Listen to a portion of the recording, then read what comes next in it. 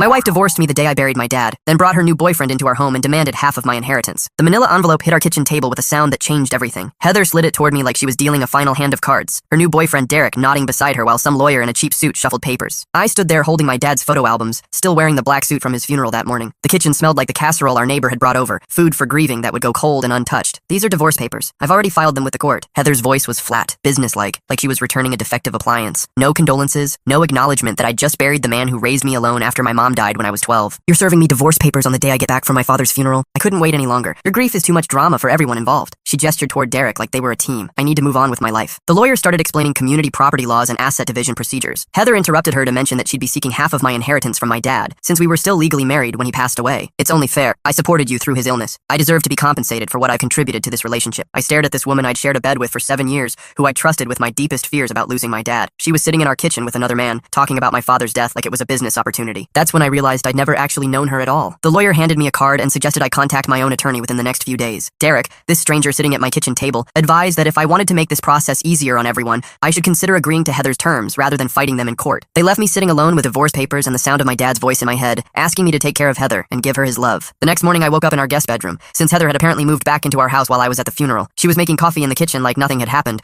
humming some tune I didn't recognize. We need to talk about logistics, she said without looking at me. Derek thinks it would be better if you stayed somewhere else while we sort out the legal details. Derek thinks? I poured myself coffee from the pot she'd made. This is my house too. Actually, it's going to be complicated. My lawyer says the mortgage payments might factor into the asset division, especially with the inheritance money coming in. She had it all figured out. The timeline, the legal strategy, the financial calculations. While I'd been sitting vigil in a hospital room, she'd been planning how to maximize her profit from my dad's death. I grabbed my laptop and drove to a coffee shop across town, needing space to think and make phone calls without her listening to every word. I called my brother-in-law Justin, married to my dad's younger sister. She what? Justin's voice cracked through the phone. Jesus, she served you papers at the funeral? The day I got back, she was sitting in our kitchen with her lawyer and some guy named Derek. Derek who? How long has this been going on? That's when Justin told me something that made my stomach drop. Heather had called him 3 weeks before my dad died, asking casual questions about inheritance laws and whether assets received during marriage were considered community property. She'd been researching her exit strategy while my dad was dying in hospice care, which is how I ended up sitting in that coffee shop parking lot with a dead phone and a shaking hand, realizing my wife had been planning to rob me blind since before my father was even buried. Here's what that day was supposed to look like. I was supposed to drive home from the small mountain town where my dad had lived his entire life. Population maybe 3,000. I was supposed to have a quiet evening with my wife, maybe look through the photo albums together, share stories about the man who'd walked her down the aisle at our wedding because her own father had passed years earlier. My dad had been battling pancreatic cancer for 2 years. I'd been making the drive every other weekend to help him with doctor appointments, yard work,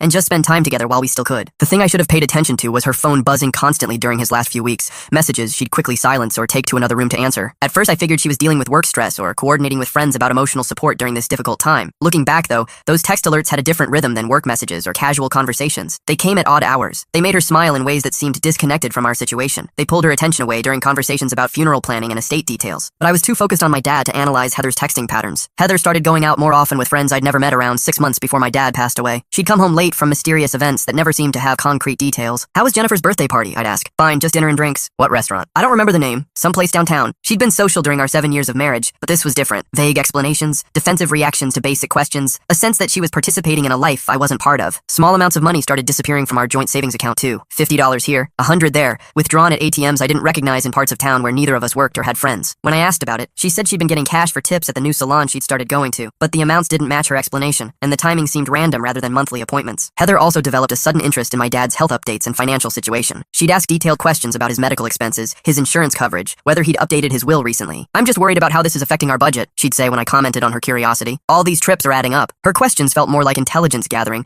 than genuine concern about our finances. She'd come home from these mysterious outings smelling like expensive men's cologne that wasn't mine too. When I mentioned it, she claimed she'd hugged some friend's boyfriend or been in a crowded bar where someone had been wearing too much fragrance. When I suggested she come to one of my dad's doctor appointments, she became irritated, almost angry. She insisted that medical appointments were private and that my dad probably didn't want her there anyway. You're being weird about this, she said. Like you want me to be more involved, but then you act like I'm intruding when I ask questions. I started paying closer attention after that conversation, but by then, my dad's condition was deteriorating rapidly, and I was spending most of my mental energy on medical decisions and end-of-life planning. The discovery that I couldn't ignore happened 2 weeks before my dad died. I was looking for our insurance paperwork in Heather's car when something caught my eye. A receipt from a restaurant I'd never heard of tucked between the seats, dated on a night when she'd said she was working late. My hand started shaking as I read the details. 2 dinners and a bottle of of wine that cost more than we usually spend on dinner for a week, time-stamped at 9:47 p.m. on a Tuesday, 3 hours after she texted me saying she was staying at the office to finish a project. I confronted her that evening, showing her the receipt and asking for an explanation. I was at a work dinner, client entertainment, the company reimbursed me. Which client? I can't discuss client details with you, you know that. Then show me the reimbursement. I don't have to show you anything. This is exactly the kind of controlling behavior that's been driving me crazy. She turned my discovery into an accusation against me, somehow making my reasonable questions seem unreasonable. Maybe I was overreacting. Everyone said it wasn't a big deal. My friend Greg told me that marriages go through rough patches during major stress, that Heather was probably just processing the situation differently than I was. My sister-in-law suggested that some people deal with impending death by creating distance, protecting themselves from the emotional impact. Even my dad's neighbor, Mrs. Mitchell, said that Heather was probably just scared about losing another father figure, since her own dad had died young. People handle grief in strange ways, she told me. Some folks run toward it, some run away from it. Don't take it personal. I almost convinced myself they were right. Maybe Heather's distance was her way of protecting both of us from the pain of losing my dad. Maybe her secretive behavior was just her way of maintaining some normalcy during an abnormal time. Maybe I was being paranoid and controlling, like she'd accused me of being, until I found the dating app notification on her phone. Heather had left her phone on the kitchen counter while she was in the shower. It buzzed with a notification from an app I didn't recognize. When I glanced at the screen, I saw a message preview that made my blood freeze. Derek, can't wait to see you tonight. Same place as last week? I stared at that notification until the screen went dark,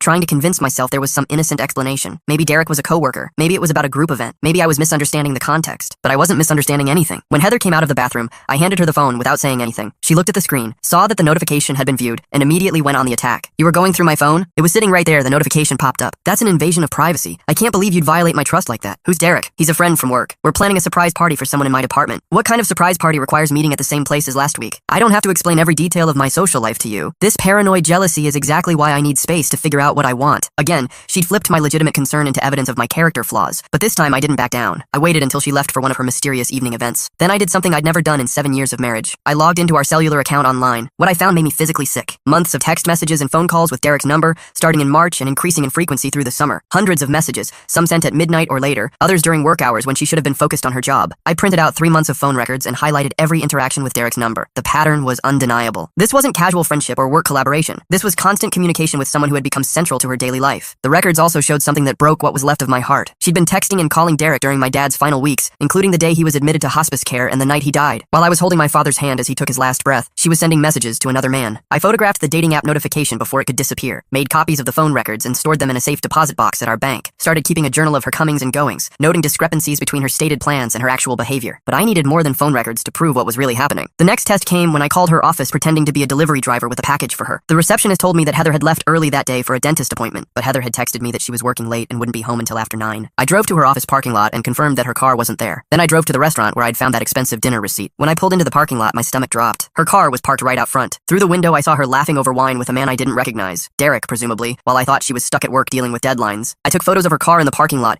time-stamped against her text message claiming she was working late. I also saved screenshots of the restaurant's location and hours, creating a paper trail that would prove her deception. But I needed something more concrete, something that would prove intent rather than just opportunity. I started checking our joint credit card statements more carefully, looking for charges that didn't match Heather's stated activities or locations. What I found made me want to vomit. Charges at hotels during times when Heather had claimed to be visiting her sister across town. Restaurant bills for expensive dinners on nights when she'd said she was working late or attending work events. Even charges at a jewelry store for an item I'd never seen her wear. She'd been funding her affair with our money, using our joint accounts to pay for her betrayal of our marriage. Every romantic dinner with Derek, every hotel room where they'd carried on their relationship, every gift he'd bought her, all of it paid for with money I'd earned working overtime to cover my dad's medical expenses and travel costs. I made copies of 6 months of credit card statements, highlighting every charge that corresponded with her lies about her whereabouts. Started taking photos of her jewelry and accessories, noting when new items appeared that I hadn't seen her purchase. The evidence was building, but I needed professional documentation if this was going to end up in divorce court. I hired a private investigator named Patricia who specialized in infidelity cases. I couldn't stomach following Heather around myself, but I needed someone who could document her activities legally and thoroughly. What Patricia discovered over 3 weeks made the phone records and credit card statements look like minor infractions. Hotel check-ins during lunch hours when Heather claimed to be at work meetings, long dinners with Derek at expensive restaurants when she claimed to be grocery shopping or running errands, photos of Heather entering and leaving Derek's apartment complex during times when she claimed to be staying with her sister. But the most damaging discovery was this. Patricia had documented Heather meeting with a divorce attorney 6 weeks before my dad died. Photos of her entering and leaving a law office, time-stamped and geotagged, proving that she'd been planning her exit strategy while I was focused on my father's declining health. The investigator's report included witness statements from restaurant staff who recognized Heather and Derek as regular customers, hotel records showing multiple bookings under Derek's name with Heather listed as his companion, even parking tickets that placed Heather's car at Derek's apartment complex during times when she claimed to be elsewhere. Patricia's report painted a complete picture of systematic deception spanning 8 months. Heather hadn't just been having an affair, she'd been living a completely separate life, funded by our joint finances, while I was spending my savings and vacation time caring for my dying father. And that's when I realized she wasn't just betraying me, she was trying to erase my dad's memory too. That's when the blowback started. Heather's behavior toward me grew increasingly hostile as I asked more questions and paid closer attention to her comings and goings. She started accusing me of being obsessive manipulative and controlling, claiming that my suspicions were evidence of my deteriorating mental state. "You're becoming paranoid," she told me one evening when I asked why she'd come home 3 hours later than expected. "This obsession with tracking my every move is unhealthy. Maybe you should talk to someone about your grief issues." She began making comments to mutual friends about my erratic behavior and unhealthy obsession with her activities. Friends started calling to check on me, expressing concern about how I was handling my dad's illness and the stress it was putting on my marriage. Heather also started working longer hours, or claiming to, staying at the office until 8 or 9 most nights, and leaving early on weekend mornings for work projects that never seemed to have clear objectives or endpoints. She was systematically reducing the amount of time we spent together, making it harder for me to track her actual activities. Her physical behavior toward me changed too. No more casual touches, goodbye kisses, or shared meals. She moved through our house like I was a roommate she barely tolerated rather than her husband of 7 years. Our bedroom became a cold, silent space where we slept on opposite sides of the bed without speaking. Most cruelly, she started using my dad's condition as a weapon against me. She'd make comments about how my obsession with his medical care was affecting my judgment, how my frequent trips to visit him were unhealthy, how my grief was making me impossible to live with. "You care more about a dying man than your living wife," she said during one particularly vicious argument. "It's like you want him to die so you can play the grieving son and get sympathy from everyone." She was rewriting the narrative of our relationship, positioning herself as the victim of my emotional instability rather than the perpetrator of systematic deception and betrayal. 2 weeks before my dad died, Heather announced that she needed space to figure out what she wanted from our marriage. She said she was going to stay with her sister across town for a few weeks while she decided whether our relationship was worth saving. "I can't handle being around all this negative energy," she explained while packing a suitcase. "Your grief is affecting my mental health, and I need to take care of myself." I was devastated but tried to be understanding, still believing at that point that our problems were related to the stress of my dad's illness rather than her calculated betrayal. "Take all the time you need," I told her. "I love you and I want us to work through this." She just nodded and said she'd call me in a few days, but she didn't call. Instead, she used her absence from our house to spend more time with Derek while maintaining the fiction that she was at her sister's place processing her feelings about our marriage. When my dad took his final turn for the worse, I called Heather from the hospital parking lot. I needed her support more than I'd ever needed anything in my life. I left a voicemail explaining that my dad was dying and that I didn't want to face this alone. She texted me back 6 hours later saying she was sorry to hear about my dad's condition, but that she couldn't handle being around all that emotional intensity right now. She said she'd call me after everything was over. I read that text message while sitting in a hospital chair next to my unconscious father. I felt something break inside me that I didn't know could break. My dad passed away on a Friday morning at 6:23 a.m. I was holding his hand, alone in a sterile hospital room that smelled like disinfectant and dying flowers from previous visitors. The last thing he said to me, 2 days earlier when he was still lucid, was to make sure I took care of Heather and give her his love. All I wanted was to grieve my father's death in peace and maybe salvage whatever was left of my marriage. Somehow it turned into a fight for my financial survival and my sanity. The funeral planning, the arrangements, the endless paperwork that comes with death. I handled all of it by myself. Choosing a casket, writing an obituary, coordinating with a church where my dad had been a member for 40 years. Heather sent a text saying she was sorry for my loss and that she'd see me when I got home. My dad's best friend Bill helped me carry the casket. My high school baseball coach gave one of the eulogies. Neighbors who remembered my dad coaching youth league and volunteering at the fire department filled the small church to capacity. Heather wasn't there. When I returned from the funeral, I found Heather sitting in our kitchen with Derek and her lawyer, ready to serve divorce papers and demand half of everything my dad had left me. But I wasn't the same person who'd driven away to bury his father that morning. Sitting in that hospital room for 3 days, watching my dad die while my wife refused to support me, had clarified something fundamental about who she really was. When Heather slid those divorce papers across the table and started talking about asset division and community property, I didn't react with shock or hurt or desperate attempts to negotiate. I looked at her calmly and said, "I'll need to review these documents with my attorney." "Your attorney?" She seemed surprised that I wasn't falling apart or begging her to reconsider. "Yes, I assume you'll want this process to be thorough and fair. That means we'll both need proper legal representation to ensure everything is handled correctly." I could see confusion in Derek's eyes, like he'd expected me to be more emotional or desperate. Heather's lawyer looked slightly uncomfortable, probably anticipating a more dramatic scene that would position Heather as the reasonable party dealing with an unstable spouse. Instead, I gathered up the photo albums I'd brought home from my dad's house, thanked them for their time, and walked upstairs to pack a bag. I'd already decided I wasn't going to fight this battle from a position of weakness or surprise. That afternoon, I met with Jennifer Hayes, a divorce attorney who specialized in cases involving complex asset division and allegations of misconduct. I brought copies of everything: the phone records, credit card statements, private investigator's report, photos of Heather's car at the restaurant, documentation of her lies about work schedules. "Your wife's timing isn't coincidental," Jennifer told me during our first meeting. "This is a calculated strategy. People often file for divorce immediately after a spouse receives an inheritance, hoping to claim it before legal protections can be established." She explained that inheritance is typically considered separate property in our state, but that Heather's legal team would try to argue that marital funds had been used for expenses related to my dad's care, or that I'd somehow mixed the inherited assets with our joint accounts. "However," she continued, examining the evidence I'd brought, "this documentation shows a pattern of deception and financial misconduct that could completely change how a judge views her claims. The credit card fraud alone might be grounds for criminal charges." Jennifer filed our response, arguing that inheritance is separate property under state law and that Heather's claims had no legal merit. We also requested full financial disclosure from both Heather and Derek, since their relationship had begun during our marriage and might involve assets that belonged to me. We included Patricia's report as evidence that Heather had been planning the divorce while actively deceiving me about her activities. We filed a counterclaim seeking restitution for all the money she'd stolen from our accounts and demanding that she be held responsible for any debts she'd accumulated in my name. Heather's response was swift and vicious. Her legal team filed a restraining order against me, claiming that my investigation into our finances constituted harassment, that I'd been stalking her by driving past places where she worked or spent time. The restraining order was clearly tactical, designed to make me look unstable and potentially dangerous in front of a family court judge, but it also meant that I couldn't go to half the places in our town without worrying about accidentally violating a court order. I had to find a new grocery store, a new gas gas station, a new route to work. Simple errands became complicated calculations about whether I might accidentally end up somewhere that Heather could claim I was violating the order. The psychological effect was brutal. I felt like I was being punished for grieving. Like my sadness about losing my dad was being used as evidence that I was somehow dangerous or unbalanced. Heather also started spreading stories around town about how I'd become obsessed with her new relationship, how I was trying to destroy her life out of spite. People who didn't know the full situation began treating me differently, like I was the bitter ex-husband who couldn't let go. The social isolation was almost worse than the legal battle. I'd lost my father, my wife, and now my reputation in the community where we lived together. Every trip to the bank or the post office meant potentially running into someone who'd heard Heather's version of events. My work started suffering too. It was hard to focus on construction schedules and budget meetings when I was spending my lunch breaks on the phone with lawyers, and my evenings reviewing legal documents. My boss was understanding about the divorce, but less patient with my distraction and declining performance. 6 months into the legal process, the stakes escalated beyond just money and reputation. Heather's legal team filed motions claiming that my harassment and stalking behavior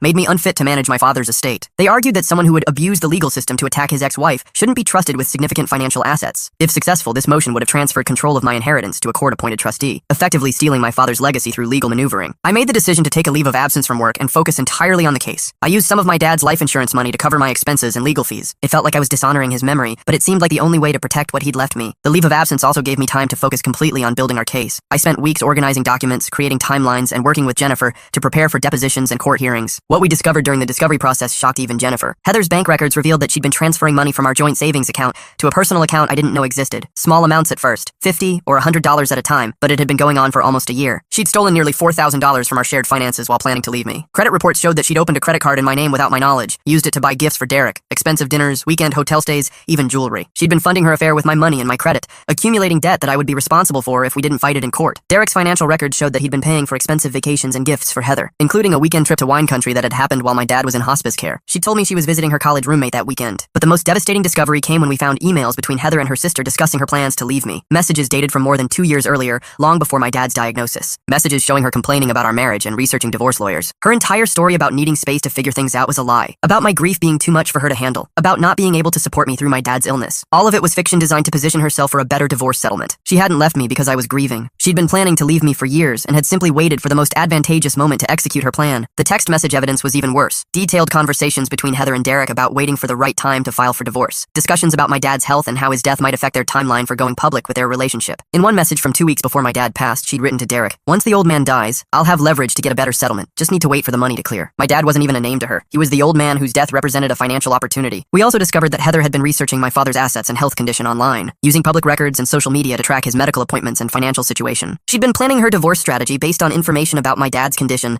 that I'd shared with her in confidence. Most disturbing of all, we found evidence that she'd hired her own private investigator to follow me, to gather information about my visits to my father. The investigator's report included detailed notes about my dad's house, his car, his daily routines, and his apparent health status. Heather hadn't just been planning to leave me. She'd been conducting surveillance on my dying father to better position herself for a divorce settlement. After that, everything shifted. During my deposition, Heather's lawyer spent 4 hours questioning me about every conversation I'd had with my dad about money, every dollar I'd spent visiting him, every decision I'd made about his medical care. They were trying to build a case that I'd somehow influenced him to leave me everything, that my inheritance was the result of manipulation rather than a father's love. "Did you ever discuss your wife's financial needs with your father?" "Of course, he cared about our future together." "Did you tell him that Heather would benefit from any inheritance you received?" "He knew we were married. He assumed we'd share whatever he left me." "So you did discuss the inheritance with him?" "I discussed our plans for the future, yes." "Did you encourage him to leave you more money than he might have otherwise?" Sitting in that conference room, answering invasive questions about the most painful period of my life, while Heather sat across from me taking notes with her lawyer, I realized what was really happening. She wasn't just trying to take my money. She was trying to destroy my memory of my relationship with my dad. Every question was designed to suggest that I'd been manipulating a dying man for financial gain, that my grief was somehow calculated, that my love for my father had been contaminated by greed. That's when something fundamental shifted in me. I stopped being hurt and started being angry. After the deposition, I told Jennifer to stop trying to negotiate a settlement and start fighting back as aggressively as possible. "I want to expose everything," I told her. "Every lie, every theft, every manipulation. I don't care what it costs." Jennifer smiled for the first time since I'd met her. "Now we're talking." We filed counter motions requesting Heather's complete financial records going back 5 years, including her income, expenses, and any gifts or support she'd received from Derek or anyone else during their affair. We subpoenaed her employer's records to verify her claimed work schedule during the times she'd said she was at work events. We also filed for sanctions against Heather's legal team for the frivolous harassment claims,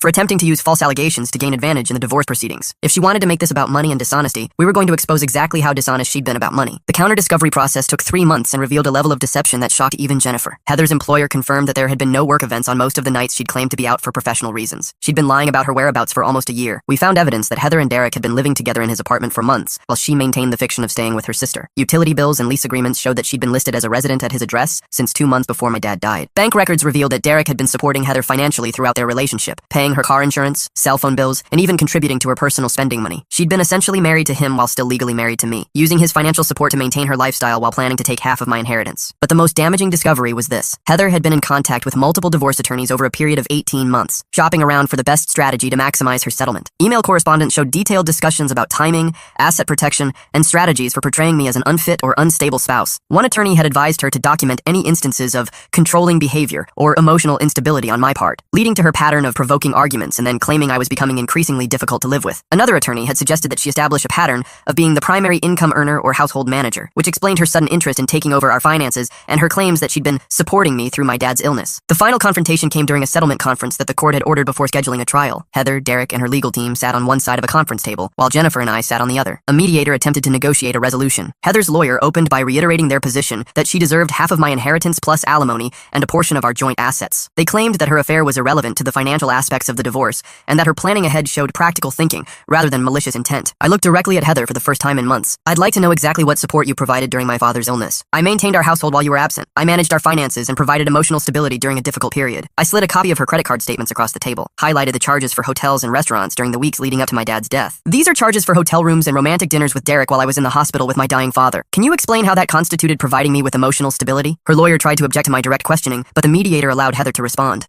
I needed support too. You weren't available to meet my emotional needs. I placed a copy of the text message where she'd referred to my dad as the old man, whose death would give her leverage for a better settlement. And this message to Derek, where you discussed waiting for my father to die so you could get more money, was that also about meeting your emotional needs? Heather's face went white. Her lawyer hadn't seen that particular piece of evidence. It was clear from his expression that it changed his assessment of their legal position. The mediator reviewed the documents I'd presented, along with the private investigator's report, the evidence of credit card fraud, and the proof that Heather had been living with Derek while claiming to need space to work on our marriage. Mrs. Heather, he said finally, given the evidence of misconduct and deception presented here, I have to advise you that pursuing your current claims could result in significant financial consequences for you, including potential criminal charges and liability for attorney fees. The room fell silent. Derek, who had been nodding supportively throughout Heather's lawyer's opening statement, suddenly looked uncomfortable and distant. Heather's lawyer asked for a brief recess to discuss options with his client. When they returned 20 minutes later, their position had completely changed. We're prepared to offer a settlement, her lawyer announced. Ms. Heather will relinquish all claims to the inheritance and joint assets, take responsibility for the debts accumulated in Mr. Name's name, and pay restitution for funds inappropriately taken from joint accounts. Jennifer and I had discussed this possibility, but I hadn't expected such a complete capitulation. I looked at Heather,